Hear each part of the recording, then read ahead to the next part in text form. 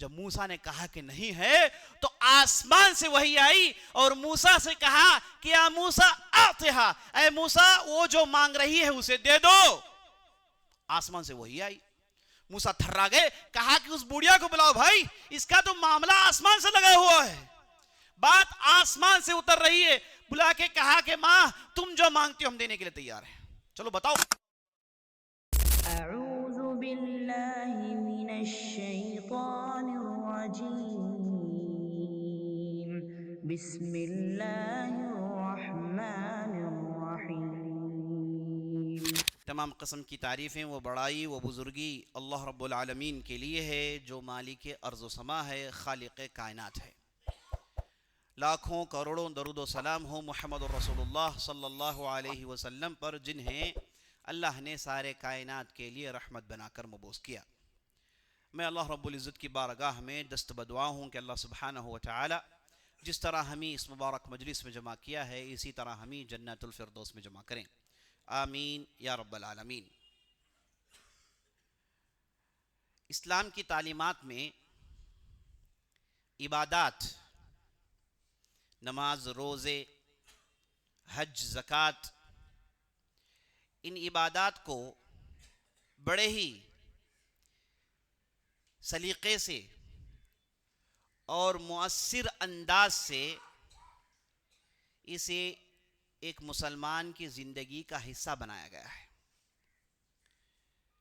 مثال کے طور پر آپ اس جمعہ ہی کو لے لیجئے، ان جمعوں کے خطبوں کا مقصد کیا ہے؟ اسلام میں حکم یہ ہے کہ جمعہ کا خطبہ سننا واجب ہے، اس میں حاضری دینا واجب ہے۔ اگر کسی نے مسلسل 3 جمعے چھوڑے، اللہ نے اس کے سینے میں ٹھپا مار دیا، معنی یہ کہ اس کے بعد ایمان کی باتیں سمجھ میں نہیں آئیں گی۔ جمعے کی حاضری واجب اور خطیب کی بات سننا واجب، اور یہاں تک کہہ دیا گیا اگر کسی نے جمعے کے دن نہا دھو کر جلدی نکل کے خطیب کے بازو پہنچ کے اس کی واعظ و نصیحت سنتا ہے تو اس کے لیے نبی صلی اللہ علیہ وسلم نے سال بھر روزے رکھنے کا ثواب سنایا ہے، کوئی معمولی چیز نہیں ہے۔ آخر یہاں پر ان باتوں کو سننے پر مجبور یا پھر واجب کیوں قرار دیا گیا ہے؟ وہ اس لیے کہ بندے مومن کا ایمان تر و تازہ ہو، کیونکہ اللہ سبحانہ و تعالی انسانوں کا خالق ہے، وہ جانتا ہے کہ انسانوں کا دل بدلتے رہتا ہے اور اس میں جو ایمان رہتا ہے اس کے اندر اتار چڑھاؤ کا ہونا ایک فطری بات ہے۔ تو ان عبادات کے ذریعے سے اللہ سبحانہ و تعالیٰ نے بندے مومن کے دل میں ایمان ہمیشہ چڑھا رکھنے کا حکم دیا ہے۔ جب آدمی خطبہ سننے کے لیے پہنچتا ہے تو بہت ساری باتیں سنتا ہے جس کے لیے 1 ہفتے کا ڈوز ثابت ہوتا ہے، اور اس میں ایمان کی تر و تازہ اور ایمان کی مضبوطی کی باتیں ہوتی ہیں۔ تو چلیے آج ہم اسی مناسبت سے ایمان کے متعلق چند مضبوط کر دینے والی باتوں کو سن لیتے ہیں۔ میں اس تعلق سے سب سے پہلے آپ کے سامنے نبی صلی اللہ علیہ وسلم کے زمانے کا ایک واقعہ بطور میرے اس موضوع کو مدد دینے کے لیے میں آپ کے سامنے پیش کرنے والا ہوں۔ آپ صلی اللہ علیہ وسلم ایک سفر میں نکلتے ہیں، ایک بدوی صحابی کے یہاں رات بتاتے ہیں، چونکہ خاص رہنے کا انتظام نہیں تھا تو وہاں رہنے پر مجبور ہو گئے۔ تو جب آپ صلی اللہ علیہ وسلم اس جگہ چھوڑ رہے تھے تو آپ صلی اللہ علیہ وسلم نے اس بدوی صحابی سے کہا کہ آپ جب مدینہ آئیں ہمارے یہاں آنے سے بسر نہ جائیں۔ آپ صلی اللہ علیہ وسلم کا طریقہ تھا کہ آپ صلی اللہ علیہ وسلم جو بھی ان سے کچھ اچھا معاملہ کرے آپ صلی اللہ علیہ وسلم اس سے بہتر معاملہ اس سے کرتے تھے۔ تو ہوا ایسے کہ یہ صاحب جن کے ہاں نبی صلی اللہ علیہ وسلم رات رکھے تھے وہ صاحب چند دنوں کے بعد مدینہ پہنچتے ہیں اور آپ صلی اللہ علیہ وسلم کے پاس جاتے ہیں۔ آپ صلی اللہ علیہ وسلم ان کی خاطر مدارات کرتے ہیں، ان کے لیے کھانے پینے کے سامان، رہنے سہنے کا انتظام کرتے ہیں، اور جب صاحب جا رہے تھے ایسے لگتا ہے کہ نبی صلی اللہ علیہ وسلم کا دل او صاحب سے لگ گیا تھا۔ ہو سکتا ہے کہ ان کے رہنے سہنے کا انداز، بات چیت کا انداز، آپ صلی اللہ علیہ وسلم نے اس صحابی سے کہا کہ اے صاحب پوچھو تمہیں کیا چاہیے، یعنی اوپن آفر جو آپ صلی اللہ علیہ وسلم بہت ہی کم لوگوں کو دیتے ہیں۔ کہا کہ اس الما بدالک جو تمہیں چاہے مانگ لو۔ اب وہ صاحب چونکہ گاؤں سے آئے تھے، ان کی اپنی ضروریات ہیں، تو انہوں نے کہا اللہ کے رسول مجھے کھانے کے لیے سامان چاہیے، پہننے کے لیے کپڑے چاہیے، سوار ہونے کے لیے سواری چاہیے، تو انہوں نے اپنی دنیاوی اغراض کو پوچھے۔ عام طور پر آپ صلی اللہ علیہ وسلم یہ آفر ان لوگوں کو دیتے ہیں جو اپنی آخرت سنوار لیں، ہے نا۔ آپ صلی اللہ علیہ وسلم دنیا بانٹنے کے لیے نہیں آئے، آپ صلی اللہ علیہ وسلم کا مقصد یہ تھا کہ انسان آخرت میں کامیابی ہو، یہ آپ صلی اللہ علیہ وسلم کا سب سے بڑا مقصد تھا۔ تو اس کے مد نظر آپ صلی اللہ علیہ وسلم نے صاحب سے کہا کہ بھئی مانگو جو مانگتے ہو، تو انہوں نے دنیاوی چیزوں کو مانگا۔ تو آپ صلی اللہ علیہ وسلم نے اس وقت کہا اعجزت ان تکون مثل عجوز بنی اسرائیل، آپ صلی اللہ علیہ وسلم نے کہا کہ تم کیوں نہ بنی اسرائیل کے اس بوڑھیا جیسے نہیں بن پائے؟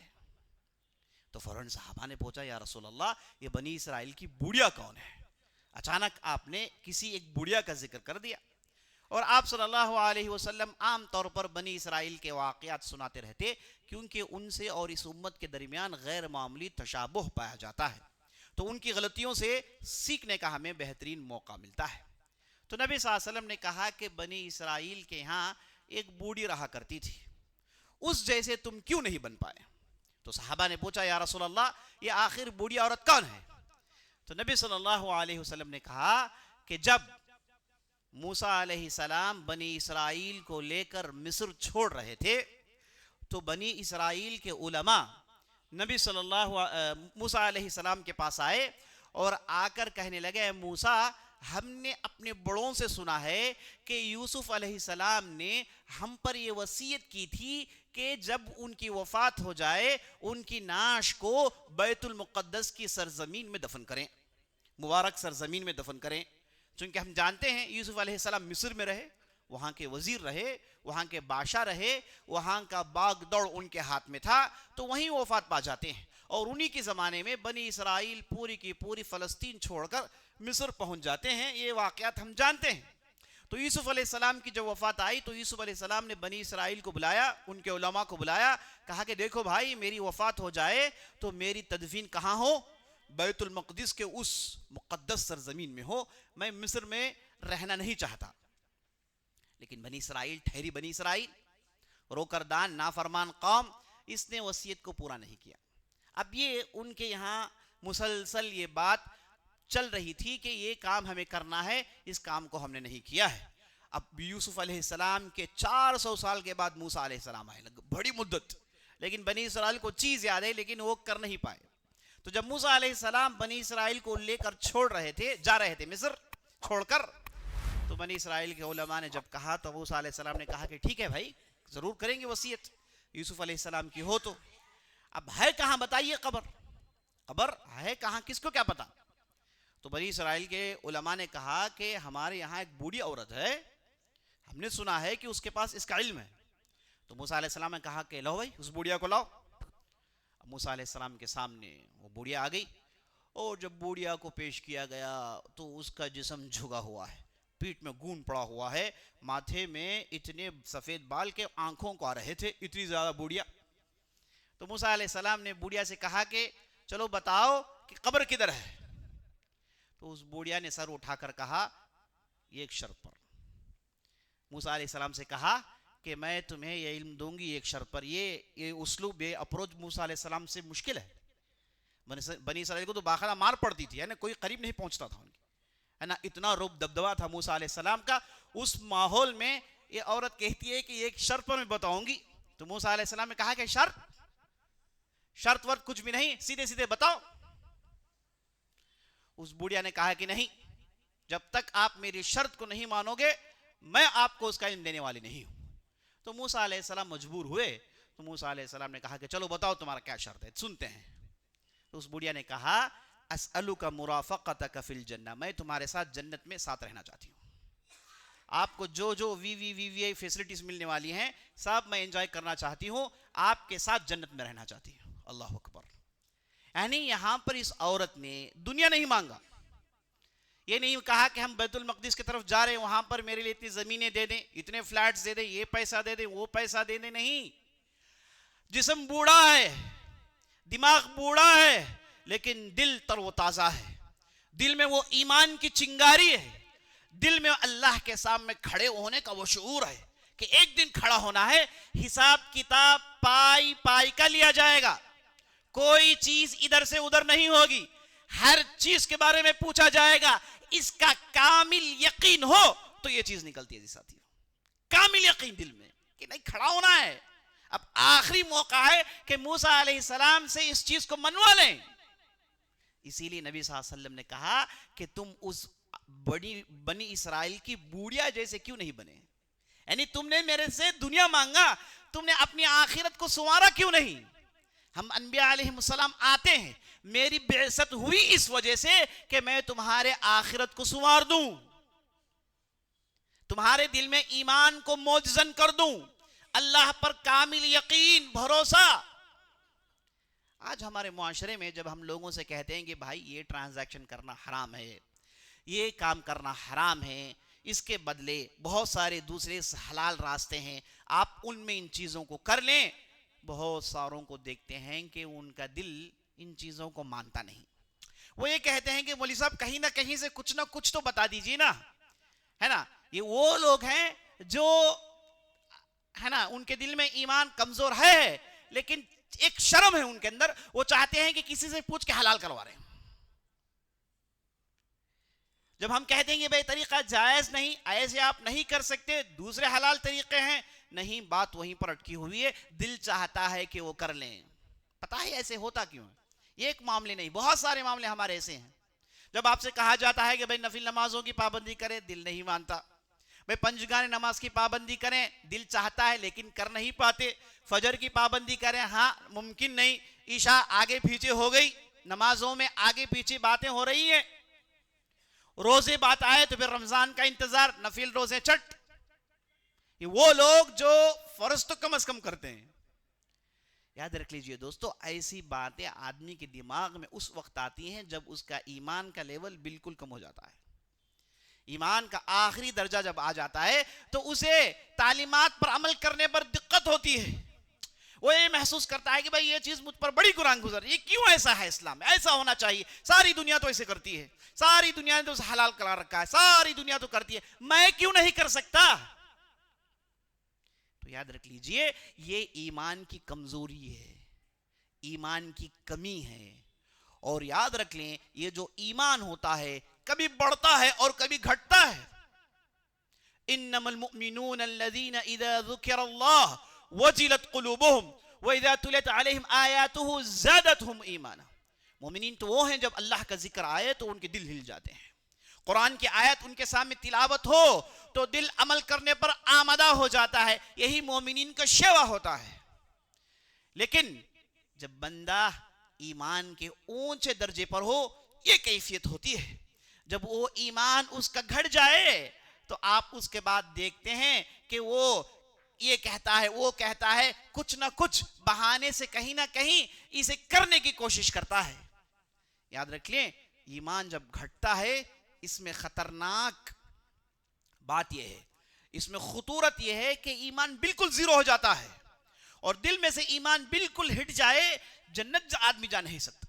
اس حالت میں موت آ جائے، آدمی جنت میں جا نہیں سکتا، کیونکہ جنت میں جانے کے لیے دل میں ایمان کا ہونا ضروری ہے۔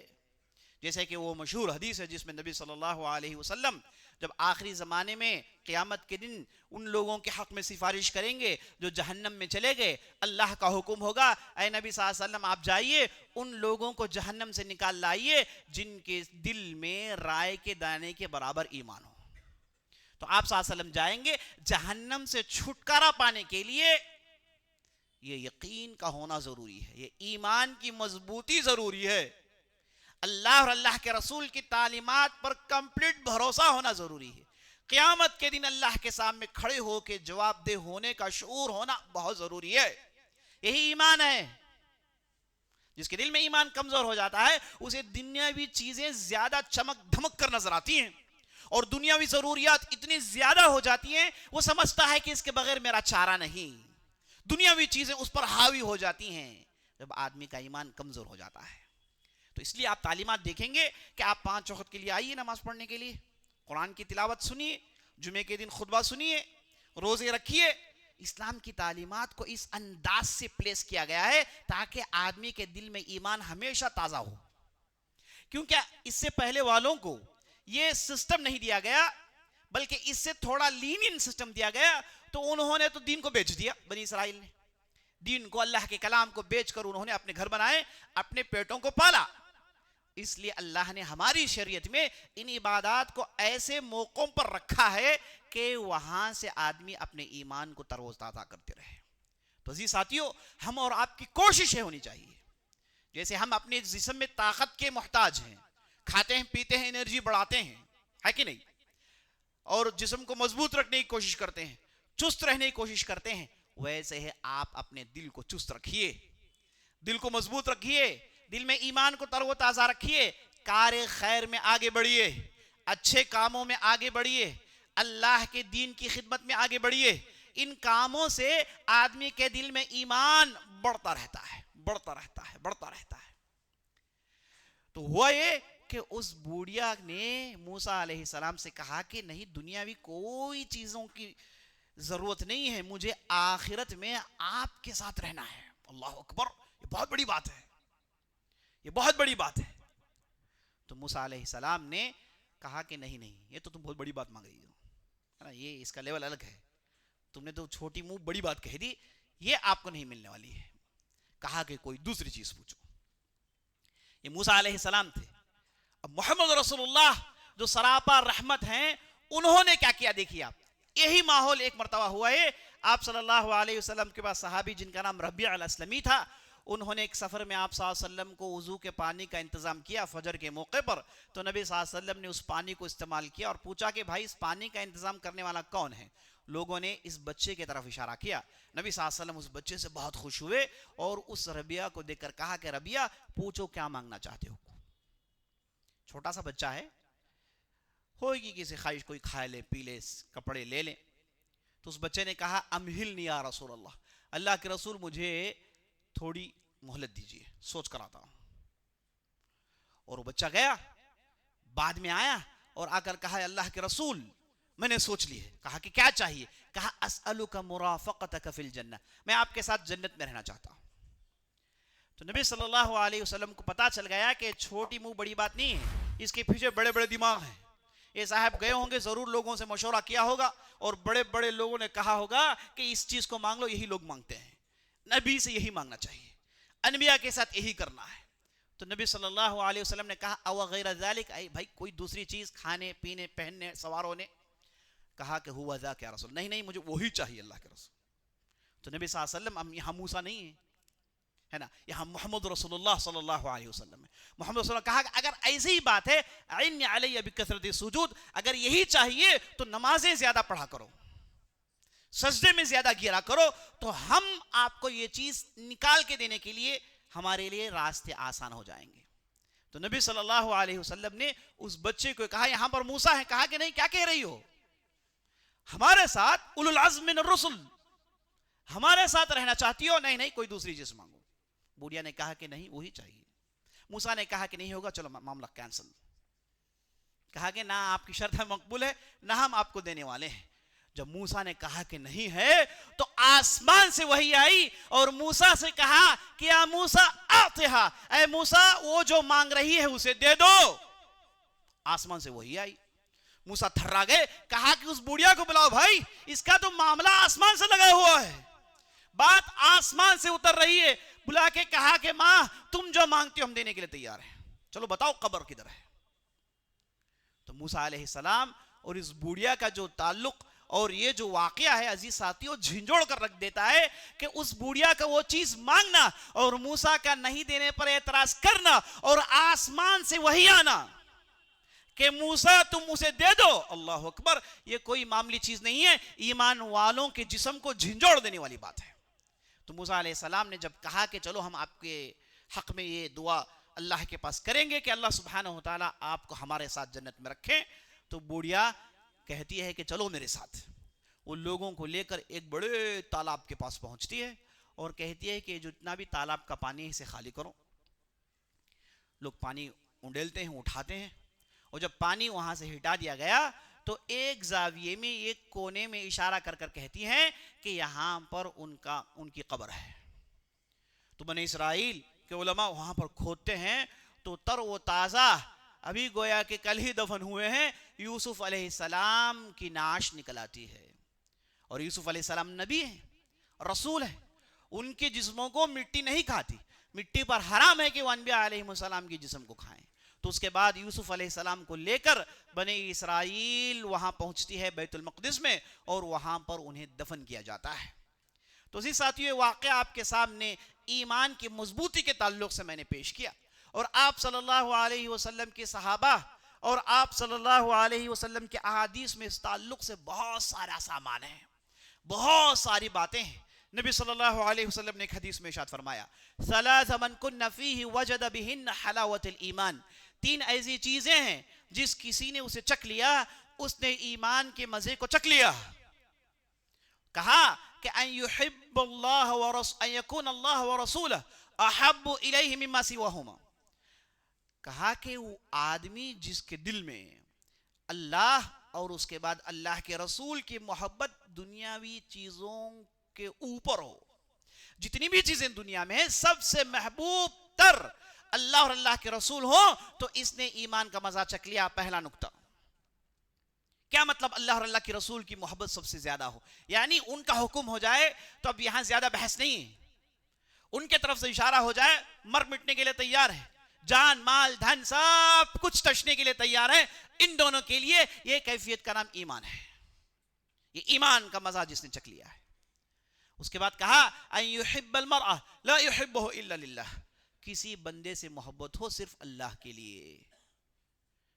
آپ نے کسی سے محبت کی دولت کے لیے نہیں، پیسوں کے لیے نہیں، کوئی دوسری اغراض کے لیے نہیں، بلکہ آپ کی محبت اس فرد سے صرف اس بنا پر تھی کہ وہ اللہ کا مومن ہے اور میں بھی اللہ کا مومن بندہ ہوں. میں صرف للہ میرے صاحب سے محبت کرتا ہوں.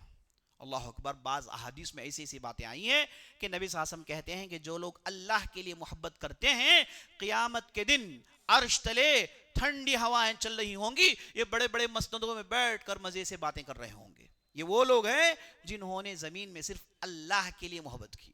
صرف اللہ کے لیے محبت کرنا بہت ہی دشوار چیز ہے. کہنے کو تو آسان ہے لیکن بہت ہی دشوار چیز ہے کہ آدمی صرف اللہ کے لیے محبت کرے. اور تیسرا نبی صلی اللہ علیہ وسلم نے کہا کہ ایمان لانے کے بعد، اسلام میں آنے کے بعد دوبارہ اس کفر طریقے کی طرف جانا اس بندے کی نظر اتنا ہی ناپسندیدہ ہو جتنا اسے اٹھا کر آگ میں پھینکنا اس کے لیے ناپسندیدہ ہو. آگ میں چھلانگ لگا دے گا لیکن پرانا کفریہ طریقہ اس کے طرف جانا پسند نہیں کرے گا. یہ جس کے دل میں ہے اس نے ایمان کا مزہ چکھ لیا. 3 نقطے. پہلا اللہ کے رسول کی محبت سب سے زیادہ. نمبر 2 کسی سے بھی محبت کرے للہ فی اللہ محبت کریں. اور نمبر 3 پرانے جاہلیت طریقے، پرانے اسلام لانے سے پہلے، ایمان دل میں داخل ہونے سے پہلے جو وتیرہ جو طریقہ تھا ان طریقوں کے طرف لوٹنا اس کے لیے اتنا ہی دشوار ہے، اتنا ہی ناپسندیدہ ہے جتنا اسے جہنم میں جانا ناپسندیدہ ہو. یہ جس کسی کے دل میں چیزیں آ گئی اس نے ایمان کا مزہ چکھ لیا. اللہ اکبر. آخری ایک واقعہ بیان کر کے اپنی بات ختم کرتا ہوں. ایک صحابی جن کا نام تھا حنظلہ رضی اللہ عنہ. یہ بدری صحابی تھے، احد کے میدان میں شہید کر دیے گئے. اور جب ان کی شہادت ہوئی تو ان کے جسم سے پانی نکلنے لگا. تو صحابہ نے پوچھا یا رسول اللہ یہ کیا ماجرا ہے؟ تو نبی صلی اللہ علیہ وسلم نے کہا کہ یہ صاحب کو ملائکہ نے غسل دیا ہے. یہ صاحب اس وقت میدان میں آئے جب انہیں نہانا ضروری تھا. شادی شدہ نوجوان نوشاد آئے اور اس کے بعد جیسے ہی لڑائی کا اعلان ہو گیا اس نے نہانا بھی دور سمجھا، سیدھے میدان میں تلوار لے کے چھلانگ لگا دیا. اللہ اکبر. اور اللہ کے راہ میں شہید کر دیا گیا. تو اس لیے ملائکہ نے اسے غسل دیا. یہ غسیل الملائکہ ہیں. تو یہ تھے حنظلہ رضی اللہ عنہ. ان کے بارے میں آتا ہے ایک مرتبہ اپنے گھر سے نکلتے ہیں اور کہتے ہیں نافق حنظلہ. حنظلہ نے منافقت کی ہے، حنظلہ منافق بن گیا ہے. یہ کہتے ہوئے سڑک میں چل رہے یہاں تک کہ ابوبکر صدیق سے ان کی ملاقات ہو جاتی ہے. اور ابوبکر صدیق کہتے ہیں کہ حنظلہ ہم تو آپ کو جانتے ہیں، تم تو بدری ہو، تمہارے ایمان کا کیا ثبوت چاہیے؟ کہا کہ نہیں ابوبکر صدیق، معاملہ یہ ہے کہ میں نبی صلی اللہ علیہ وسلم کی جب مجلس میں رہتا ہوں تو نبی صلی اللہ علیہ وسلم کی باتیں سنتا ہوں تو جنت جہنم اور وہاں پر ہونے والے واقعات میرے آنکھوں کے سامنے ہوتے ہیں. اتنا یقین ہوتا ہے گویا کہ میں آخرت کے ان احوال میں حصہ لے رہا ہوں، یہ میری سوچ ہوتی ہے۔ لیکن جب میں واپس جاتا ہوں، اہل و عیال کے ساتھ مل بیٹھتا ہوں، یہ کیفیت، یہ سوچ، یہ شعور ختم ہو جاتا ہے۔ اے ابوبکر صدیق، میں صرف اور صرف منافقت میں ہی ایسا ہوتا ہے، یہ میری سوچ ہے، تو اس اعتبار سے میں اپنے آپ کو منافق مانتا ہوں۔ تو ابوبکر صدیق نے کہا کہ آپ کے ساتھ نہیں، میرے ساتھ بھی ہوتا ہے نا۔ ہم نبی صلی اللہ علیہ وسلم کی مجلس میں ہوتے ہیں، کار خیر میں جڑے ہوتے ہیں، نمازیں پڑھتے ہیں، اچھے کام میں لگے ہوئے ہیں، دینی باتیں سنتے ہیں، خطبہ سنتے ہیں، دل میں ایمان اتنا زیادہ ہوتا ہے گویا کہ ابھی اللہ کے ملاقات کے لیے تیار ہو گئے ہیں۔ لیکن جب گھر میں جاتے ہیں، تجارت میں جاتے ہیں، دوسرے چیزوں میں لگتے ہیں، یہ کیفیت دھیمے دھیمے بجھنے لگتی ہے۔ یہ ہر انسان کے ساتھ ہوتا ہے۔ تو ابوبکر صدیق نے کہا کہ میرے ساتھ بھی ایسا ہی ہوتا ہے۔ تو کہا کہ چلو نبی صلی اللہ علیہ وسلم سے پوچھتے ہیں۔ دونوں نبی صلی اللہ علیہ وسلم پاس پہنچتے ہیں تو نبی صلی اللہ علیہ وسلم نے ان کی باتوں کو سن کر کہا کہ ساعتن فساعہ، ایسے ہی مومن کے دل میں ایمان ہوتا ہے، کبھی بڑھتا ہے کبھی گھٹتا ہے، لیکن کوشش یہ کرنی چاہیے کہ ہمیشہ اسے بڑھوتری دیتے رہیں، ہمیشہ اسے آگے بڑھائیں، کیونکہ جب گھٹنا شروع ہو جائے تو معاملہ بڑا خطرناک ہے کہ ہو سکتا ہے آدمی کے دل سے مکمل ایمان ہی باہر نکل جائے، نام اس کا عبد الرحمن رہا، مسلمان معاشرے میں رہا، مر گیا، جنازے کی نماز ہوئی، مسلمان قبرستان میں دفن کیا گیا، لیکن دل میں رائے کے دانے کے برابر ایمان نہیں ہے، تو یہ آدمی آخرت میں کافر شمار ہوگا۔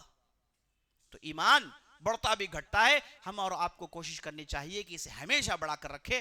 ھذا باللہ توفیق، وصلی اللہ علی محمد وعلی آلہ وصحبہ اجمعین۔